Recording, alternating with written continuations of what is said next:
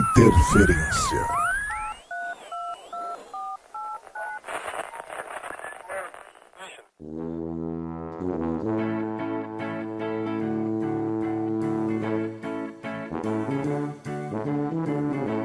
Olá, meu nome é Jorge Junek, mas isso você já sabia. Você pode entrar em contato pelo interferenciaagora@gmail.com.br, enviar seu comentário ou sugestão. Você também encontra o Interferência no Facebook. Contudo, só pelos aplicativos acumuladores de podcast, você receberá automaticamente as publicações. E fica a proposta de convidar mais alguém para conhecer o podcast, se não o meu, outros ainda melhores. Existe um mundo de podcast a ser explorado. E hoje eu vou falar. Nunca me imaginei como professor de matemática. Sempre gostei de política e de ciências humanas, mas não foi mesmo que eu acabei virando um professor de estatística voltado para a pesquisa. A vida é mesmo uma caixinha de surpresas. Foi na minha dificuldade que encontrei meu lugar.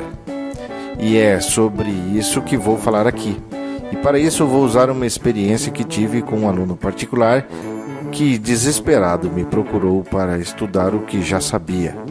Também vou usar um raciocínio histórico e algumas interpretações que fazemos de coisas que não representam bem o que é a verdade. A não aula de matemática. As ideias de humanas e os raciocínios históricos sempre me encantaram como forma de explicar o que vivemos, de onde surgiram nossas referências e por que acreditamos no que acreditamos. Mas a história, se prestarmos atenção, é regada de complexidade lógica e de um punhado de racionalidade para que façamos as nossas interpretações. Eu sei, interpretações podem vir regados de julgamentos e referências. A história de colonização do Brasil, por exemplo, sempre foi contada pelo lado vitorioso. O lado perdedor ou derrotado ou colonizado acaba não tendo voz para contar a sua versão. Por exemplo, os bandeirantes, aqueles que levaram os portugueses para o interior com tanta eficiência e que tornaram o Brasil uma nação continental, foram figuras vendidas a nós como portugueses brancos e barbudos, quando na verdade eram mestiços, mais índios, bem mais brasileiros que portugueses de fato. Foram os mestiços, filhos de portugueses com índias que, criados com a cultura indígena e falando o português, levaram as nossas fronteiras para dentro até onde as conhecemos. Pense. Quem seria capaz de andar em florestas tropicais por dias, meses a fio, se orientar e explorar os recursos das florestas para a sobrevivência? Os responsáveis por isso são mais parecidos com índios nativos que com os europeus recém-chegados. Portanto, os quadros onde aparecem bandeirantes com caras de portugueses bravos, barbados e valentes não podem ser um retrato da verdade. Por conta disso, comecei a duvidar de certas coisas que me venderam como verdade. Acredito que todos que querem chegar a algum lugar também deveriam duvidar do que lhes é contado. Lógico, com uma forte dose de crítica, razão e neutralidade. Outro raciocínio que engana.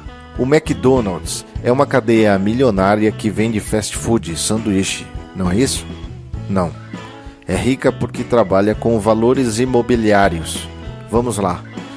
Onde a cidade cresce? Um McDonald's como negócio é mais lucrativo por sua valorização imobiliária. O simples fato de se abrir um McDonald's já valoriza o próprio terreno onde se vende o próprio produto. Entende? O tempo passa, o valor do terreno sobe e bem localizada apenas se valoriza. ainda mais se for muito bem estudado.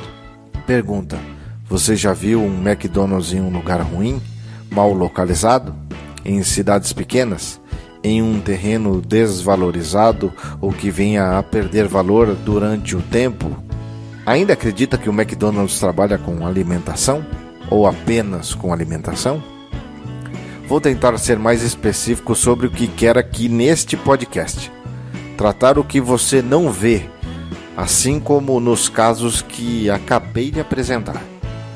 Falando da matemática, os alunos acreditam mesmo que são as contas que os derrubam, mas isso foi o que te contaram e você tomou como verdade. O que não te contaram é o que você precisa, mas nunca te disseram. O cidadão começa a fazer uma conta e quando vê, já parou para começar ela de novo. Por quê? Nem ele sabe. A sua atitude emocional frente ao que é necessário está fora do lugar. Você olha para uma dificuldade, mas o problema está em outro lugar. Naquele lugar onde você não está olhando. Pense sobre a figura do bandeirante, sobre o principal negócio do McDonald's. Algo que não tem nada a ver com o problema ou que você pensa ser o problema dominou a situação. Essa é a verdade. Admitir que você não está olhando para o lado certo ou que o problema está em outro lugar é muito difícil. O problema não são as contas. Outro dia, em uma aula particular, o aluno me fez uma pergunta sobre o funcionamento da calculadora. Uma pergunta simples, tão óbvia que seria impossível ele seguir adiante sem saber a resposta ou entender de uma vez por todas o funcionamento do equipamento, a calculadora. O estranho é que o aluno sabia toda a matéria e eu não estava entendendo como poderia ensinar alguém que já sabia tudo. Me dei conta que o problema todo era aquela pergunta simples que ele, aluno, havia feito sobre o funcionamento da calculadora. Meu problema agora, como professor, era fazer com que ele, o aluno, entendesse onde estava o problema de verdade e que não era a matemática. Era um aluno da educação física. Deve ter dado aulas a alguém, pensei. Perguntei se ele já havia treinado alguém para correr. Ele disse que sim. Disse a ele para imaginar que este atleta supostamente tivesse uma habilidade inata de correr muito rápido. Na verdade, ele é o mais rápido corredor que você já viu. Pedi para ele imaginar uma pessoa com esta habilidade. Mas em toda prova que participava, este corredor acaba entre os últimos. E aí você se pergunta, como isso pode acontecer? Você para de observar apenas os resultados das corridas isoladas do corredor e começa a olhar para o atleta como um todo e que participa de um evento. Descobre que ele não sabe amarrar o cadarço do tênis. E quando ele corre, o tênis sai do pé dele. Descobre que o problema não é correr, mas um detalhe que afeta o desempenho da corrida inteira e, portanto, faz com que ele chegue entre os últimos, mesmo tendo a habilidade de correr muito e muito rápido. O aluno ficou me olhando parado, o tempo pareceu parar para ele. Eu mostrei a ele onde estava o erro, a dificuldade, o problema e a solução. Ele entendeu profundamente, mudou de atitude. Dias depois de uma não aula de matemática, ele me ligou para dizer que havia obtido sucesso na prova e foi aprovado na disciplina. Enquanto leciono, costumo dizer aos alunos que o sangue frio é metade da prova. A habilidade de utilizar o equipamento, a calculadora, também faz parte. As máquinas só respondem a nossos comandos. O erro é quase sempre nossas atitudes em transferir a responsabilidade para a calculadora, para a disciplina, pior, para o professor. Vamos ao ponto. Você é o desafio.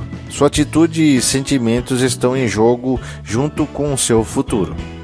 Ou você os domina ou vai viver refém deles. E nunca vai resolver aquele probleminha chinfrim que outros resolveram com facilidade. Deixe a história para trás e comece uma nova. Comece a olhar para onde está o problema. Desafie-se a ser o que nunca foi para chegar onde nunca esteve. A matemática te desafia a ser mais e não a saber mais. Pare de olhar para o lado errado. Comece a enxergar o que é importante. Lembre-se do que te venderam como verdade. Pense. Pare de se agarrar em desculpas furadas. Dê valor ao que tem valor e pare de se justificar.